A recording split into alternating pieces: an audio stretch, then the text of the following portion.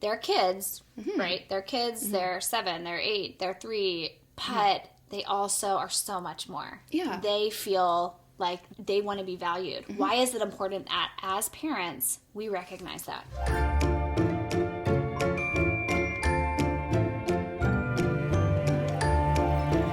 Welcome everyone to the Rainey Tenney Show. Really long name, but it is my name. And because of that, I get to have anybody I want to on this couch. And today, Jenner Johnson is sitting here with me. She is a model. Oh, that word. Oh, is that where you thought I would say Yes. that word? Jenner is a model. She's an actress. You don't love being called that because you're so much more.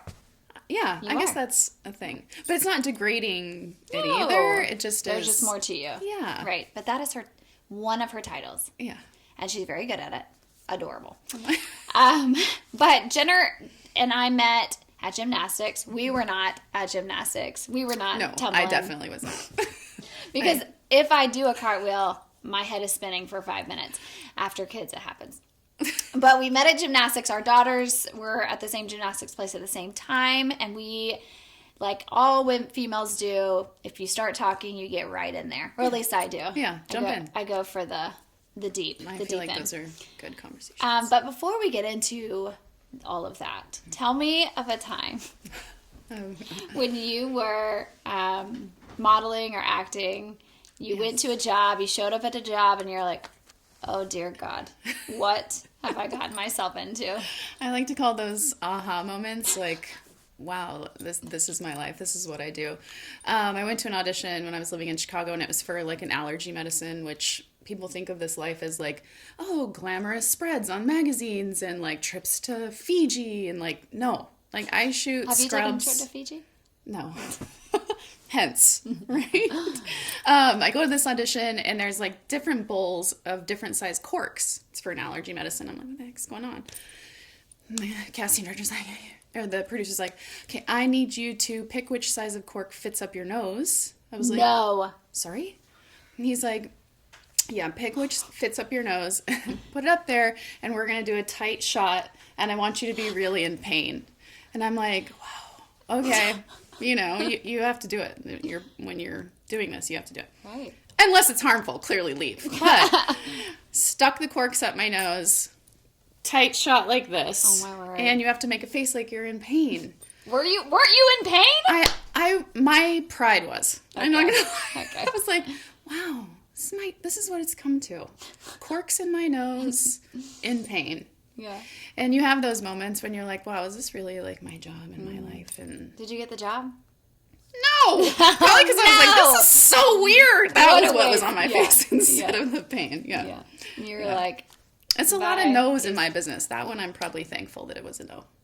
That's funny. That is funny. I've never done that. Don't. No, don't try it. Okay. Okay, let me put these on. So it's authentic. It's fine.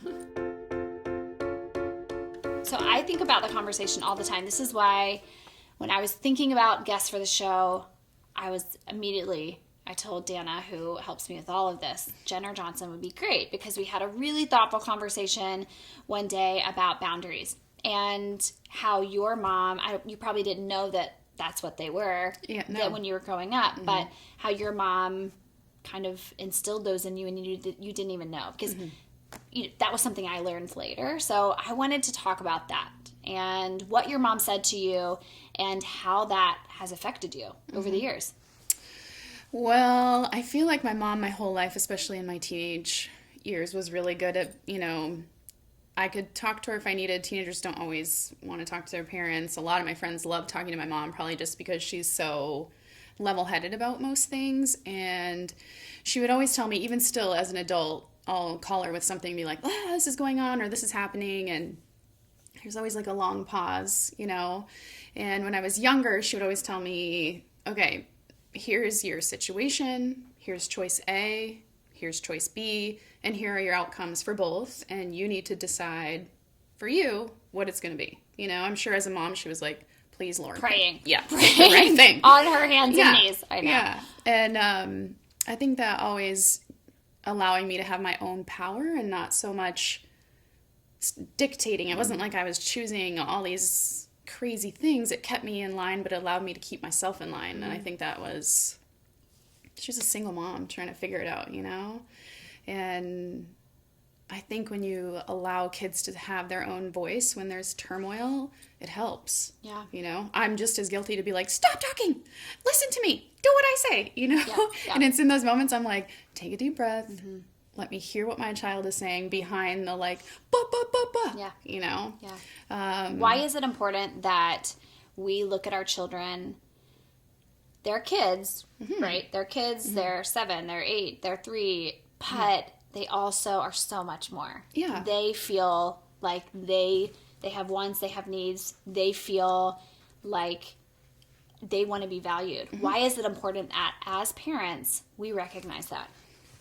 Because they're still individual souls, right? Like just because they're in this little body or they're this age, like they're still their own soul trying to find their way and their path. And I think it's important to recognize that and not just treat them as like, well, you're younger or you're this or you're that, and so you need to do all the things. It's like, as much as I don't want you to fail, I want you to fail. Yeah. Because I know you're going to learn, Right. you know? But I think just letting them know that there's not this big, and on a safety level too, of like, adults are here and kids are here. It frightens me as a parent because there are a lot of shitty adults. Like, and I don't want them to get in a place where you have to be like, okay, anything you say, like, stand in your power. Even my son, he's like, sometimes I'm like, dang, he's right. A lot of times. Because I'll say something, he'll be like, but what about this? You said it was this. And I'm like, shoot, I did say it was that. Okay, fair.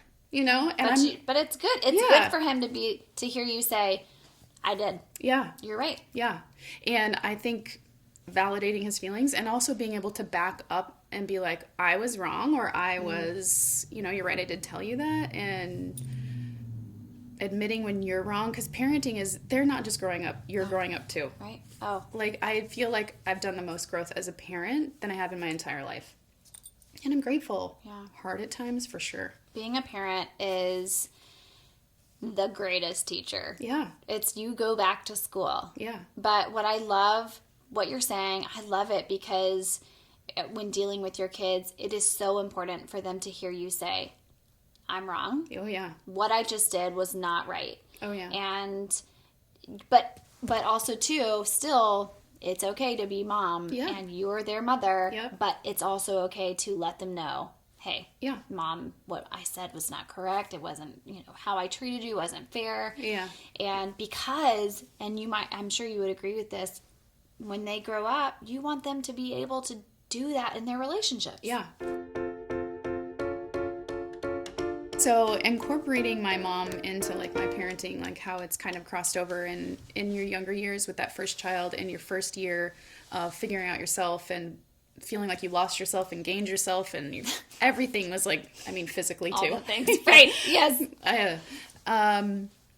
There were times where Ryan and I would get into an argument and my mom would say, don't try to shield them from it as long as it's like, clearly don't knock down, drag out in front of your kids. But if it's an argument, they need to see it because they need to see you resolve it. And they need to know that you work through those things and here you are on the other side. They need to see all of it, not just pieces, you know? So I think that's important. Man, is your mom your hero? I mean, yes. I feel like she's great. I know. And I pick on her so much. Not bad, like I just joke with her because I think that's awesome. Yeah. And I love that. I think that's so important. It is, I was shielded, I think, a lot from conflict and resolving that conflict. And I think that probably would have been good to see more of. It's real life. Because I learned it. Yeah. I had to learn it. Yeah. Later. Much later. I gave you some questions, and you mentioned that boundaries equals safety, self-discipline, and self-protection. And I totally believe that, but I would love for you to tell me why you feel that way. Give me an example. I think I really need to stop with the No, You're great. Now I'm going to hear it all the time. I'll do it. If it makes you feel better, I'll do it. You're going to say so? So. Boundaries for me, with my children especially, of course there's safety, right? I put these things on you. You can't go to so-and-so's house if I don't know their parents. And you have to, not if you're going to go play down the hill, you have to come tell me before you go out there. Like, clearly boundaries of where I need safety for you, all of us to feel comfortable, even though, why? That's what you get. Why? Right. And I think creating those boundaries in children when they're younger and them crossing them a little bit and being like, oh yeah, mom was kind of right, you know, whether it's cars down the road or like people talking to them or whatever it is. I think learning that boundaries are okay and safe helps them implement them for themselves. Like, oh, you know, this doesn't feel right, or mom said that this was going to happen and it does. You know, I think those are like, a little light bulb goes off where it's okay to have those and it's not a threat, so to say, of like, oh, you don't let me do anything. And I don't know if any of that makes sense. No, it does. Together. And I feel like if we do this now, we can't control them, so we can't control how the outcome of our children. But if we implement some of these boundaries now, the hope is that they will grow up and have those healthy relationships. You know, they will be safe. And I say in a lot of episodes that I've done about boundaries, they're not walls, they're just fences. Yeah. And you can see analogy. What's coming in, and you have the freedom to push out, right? Yeah. And that is what we want for our kids. 100%. I think it becomes a level of protecting yourself and realizing, you know, things are going to come to your fence and it may look great, you know, and it may seem great, but there also is like, you got to stand. Yeah. You got to stand in your boundaries. And if it's worth it, it will blend the right way, you know, instead of jumping over and being like, oh, just let me, you know, test the other side. But that's so good. Yeah. Yeah, I love that. As a parent, it's hard because I feel like we're still kind of little kids inside sometimes, growing and learning and changing. So how do you not take it personally when your children don't make the decision that you want them to? How is that? How do you not take it personally? I think it goes back to like treating them as their own soul, right? They're not you. They're never going to be you. They're never going to do things the exact way that you need them to. And if my son, I say him because he's 8 and he is more into, my daughter is 4 and she has horns and is just everywhere doing all the things. So cute. But if he chooses something that I probably wouldn't have chosen for him, or, you know, where I'm like, oh, we've taught you better than that, you know, it's like, you make this choice, you have this consequence. Yeah. You know, I don't know what to tell you.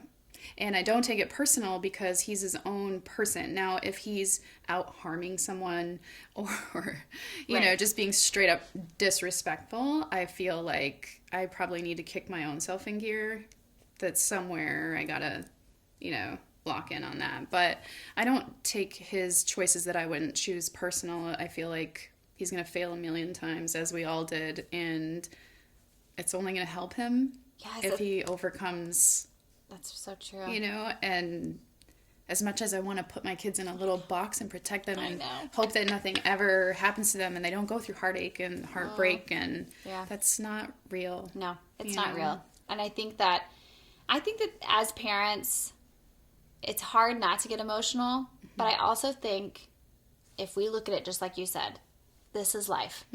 It's going to happen. Of course, we're going to be upset when they're upset, but also, too, I think that there's kind of okay, this is my parent, this is my tough parent face, and this is life. Yeah. And you made this decision, and you did not like it. It did not go well for you. No. But, again, now you know. And I think it is detrimental when parents don't let their kids fail. Yeah, I think it's important. Even as adults, I feel like you learn and you grow the most from failure, not from success. Right. And... embrace that, as crappy as it is at the time, or you're like, I'm never going to get through this, or you don't see the light. You will. Right. Yeah. You know? So good. I agree. Okay, I hear this all the time. Okay. I hear this all the time. You're only as happy as your unhappiest child. Do you think that's true? I could see where that could be true. If you had an unhappy child, and not just the regular, like, pouting over not getting things. I've never walked those shoes, and so I wouldn't know the levels, but I could see where, like, you can't climb if your kids aren't climbing. I would totally see that. But I also think, too, as a parent, it's important to keep your own happiness in check, because you have to parent kids and they're going to up and down. And if you're not happy and you're not full as a parent, how are you going to ride that with them without dipping? Does that make sense? Mic freaking drop. I agree. Yeah. But I haven't heard anyone say it like that. I love that. Thank you. It's not selfish No. to have your own happiness as a parent. No, not at all. I think it's very important. I think as parents, it's the most selfless job you'll do for your children. And it should be that way, you know?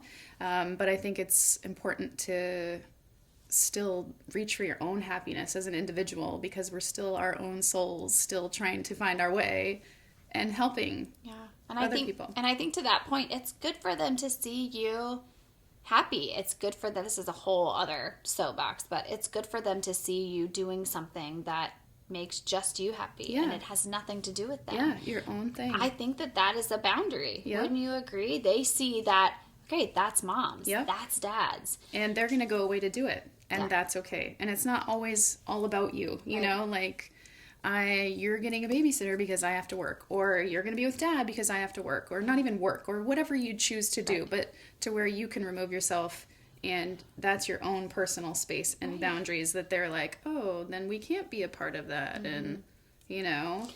I remember when I was pregnant with my first child, a friend of mine, she's an older woman, she'd say, just remember, it's okay to have your own life. I used to look at her son all the time and say, you are a part of the world, but you are not the whole world. You are a part of the world, but you're not the whole world. And I remember even before I had him, I was like, dang, she's rough. What is like cold-blooded. Yeah, no, you're like, check. Yes. And it's good for them to know that. I think it's good for them to know that, but also know that, you would probably, well, maybe you wouldn't agree, but knowing that they always, oh yeah, if you needed that or they needed you, oh yeah, I think it's so important. I think for them to know that they have that person, like how I feel about my mom, like she's ride or die, whether she agrees with me or not, or we disagree or whatever, like I know she's there. And I think that's huge. And like for children that don't have that voice, my heart, like, oh, you know, and it doesn't have to be biological parent. There are a lot of step parents who are stepping up to the plate and being that, and I commend them. Parenting, Jenner. Parenting is exhausting. Oh, truth. It's exhausting, but it's also really exciting, and it's a huge adventure. How do instilling boundaries with your kids and with your family, how does that make parenting just an even better adventure? I think it gives you a little organization, honestly. Yeah. If there is such thing in parenting, I don't know if there is, because you never know what you're going to get dealt. No, there is. But I think creating those boundaries in your house and for yourself, for your relationship and your marriage of, okay, these are separate things, you know, and that's okay. Right. And that's needed. Yeah. You know, my kids are always like, but why do you guys get to go to dinner? I'm like, it happens once every 3 months. Are we really complaining about this? I'm like, because we're grown-ups and we love each other. We are grown-ups and we love each other. That's what you're and really sometimes I want to go to dinner and just be able to eat and to not tell you to be screaming or running around the table. I do tell my kids that. Sometimes I'm like, because I have to talk about you without you in the room. Yeah. That's probably bad. Yeah. Oh, well. I mean. No, it's true. I love it. I think that the organization, the compartments, the having your kids know those boundaries, it makes everything a little bit more peaceful, which is an advantage. So you have, when you are ready to have their time with them, they know it. And it's just more full because there's all of these, expectations are managed. Their little expectations are managed. Your expectations are managed. Yep. And they know what they get every time. Exactly. You know, like I know mom's not going to budge on this, or I know what I have to do because these boundaries are laid down. I think is important, you know, and creating repetitive things for them to count on is important. And whether that's all the no's or all the yeses or whatever it is, but. Okay. Rapid fire. Oh, Lord. Hold on, let me take a drink. I know, me too. Okay. Oh, It's Thursday. You're already laughing. It's Thursday at 4:30 and there's nothing in the house to cook. What do you do for dinner? What's your go-to?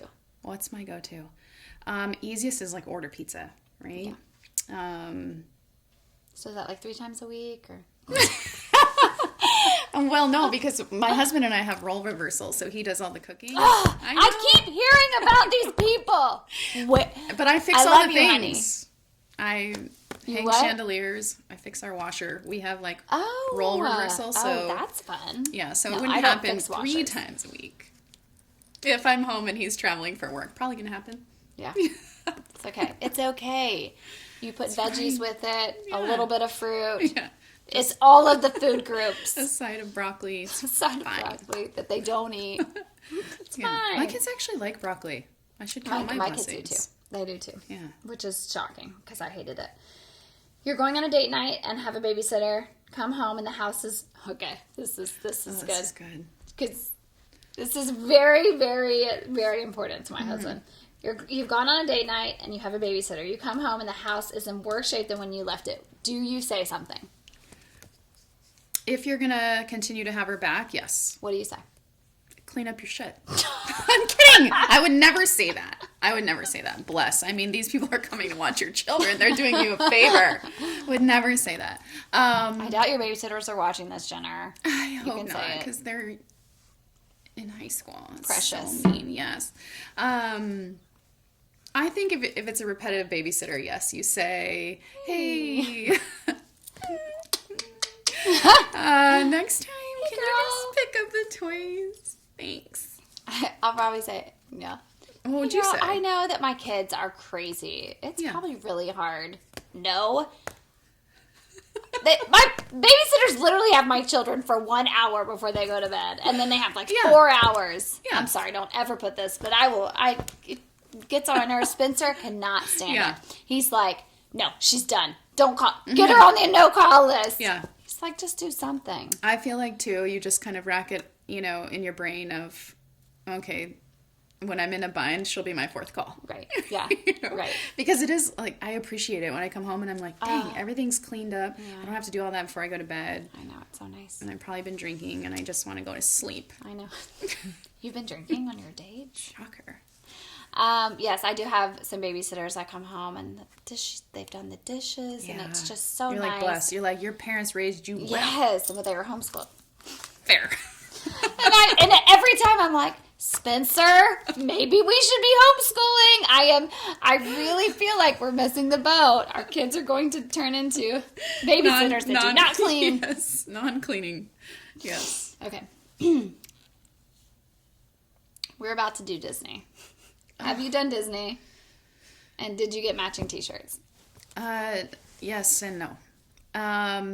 We did Disney when we just had Rowan, and he was really young, and he was spent after like 3 hours. How young was he?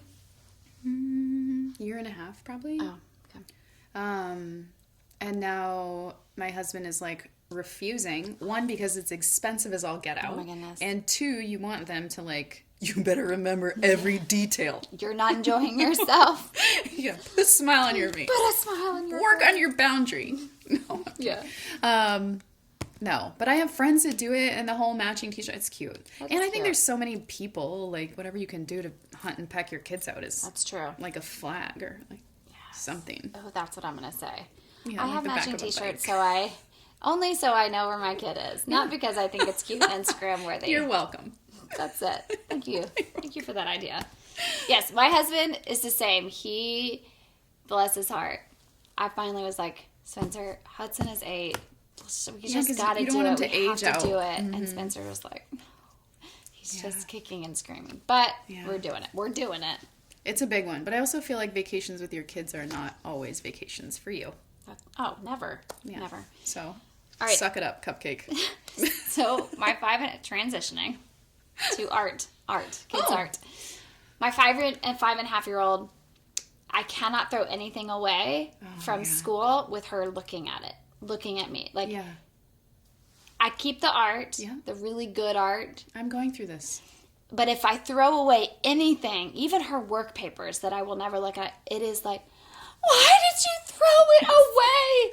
Why aren't you keeping it on? I'm like, oh my goodness. So I just wait till she's not looking. Yes. Tell me how that goes in your house. What is Same. the statute of limitations on art projects, on work? So, I feel like with Rowan, I kept every little thing, and then I was like, what am I going to do with all these drawings that you'll never care about? Same thing that I do with all this stuff my mom tries to give me. I'm like, get rid of it. I don't want that, Mom. Goodwill. My daughter is sensitive to that, like to the point where like I'll think she's not looking and I'll put it in the garbage and then she'll go to throw something away and she's like, sees it. Why did you throw this away? I'm like, I didn't know you wanted it. I usually, now I'm like, oh, who did that? It's your dad. No, I'm just gonna go. Yeah, it's Frank. Hudson, did you do that? Yeah, but she's sensitive about it too, so I just wait till she's not looking, and then the stuff that's cute, worth keeping, I keep in a little box. Yeah. And I'll probably at some point have them go through it when they're like 12 and be like, do you really want to look at this when you're 30? What do you want to keep? Nothing, probably. Yeah. It's a generational thing, I feel like. Yes, agreed. I feel like I'm cleaning out my house once a quarter, and I used to not be like that, but I feel the walls start closing in. Oh, I'm a thrower. And you're like just chunking it. I mean, I don't even, I can make a decision like that, and I used to not be able to. Well, that's a good thing to I prefer be to able breathe more than have clutter in my house. Yeah. Corks in your nose. Yes. Okay. It's a thing. That was your worst. What's been the modeling job that you just loved? You got to the set and you were like, oh my goodness, I'm so excited. Okay. Something things that I love. I'm like creatively I love production. So I can't say that there's like one specific one. The last shoot that I just did for the Tennessee Lottery or whatever, they had a huge snow machine. Oh, like, it was production. so beautiful. I loved that one. Like my hallmark moment. Oh, That yeah. will like never happen. Never say never. Never but say never. I just love when productions are like, wow, that's how stuff is made, or that's how it's, put together, and I never care that it's my face, or sometimes not even my face, just my hand, like, I don't care. Yeah. The part of that's a lot of fun is traveling to locations to shoot, getting to see things you normally wouldn't see. What's been your favorite location? Favorite location? Tahiti? Japan? I wish. What do you think? I'm some supermodel? No. You are to me. Oh, that's why I love you. I loved that Tennessee Lottery. It was cute. It was so They did a great job. They did a good job. Everyone was so great. And I love, actually, working in Nashville has been really awesome. Everybody's been really great. They're very kind. Very kind, and it's smaller, so you see the same people. And You worked in LA, Chicago, and now Nashville. Yeah. And Nashville is your favorite? In a different way. You told me one time that when you were in LA, you would go to an audition, and it was crazy. It was just like a line of me's. Like 20 broads that look just like me, and I'm like, oh wow, you really gotta nail your lines here because there is everybody another looks one. the same. Yeah, right. Yeah. Nice. Oh my goodness. Yeah, and here, I mean, and I honestly think ever since I cut my hair too, I used to have long hair. I don't know, just different things. And I think I'm just in a place in my life where I appreciate working because it gives me a balance with my children and also allows me to like work around my kids' schedules and my husband's and run my household, but still have my own thing. You can say no and be fine, or you can say yes to a job and just have fun. Yeah. Yeah, I love that. That's great. I am so excited you guys joined us today. Just remember as we go through the series on boundaries that people are typically doing the best they can with what they know. And if we can remember that, it will save us a lot of heartache. See you next time.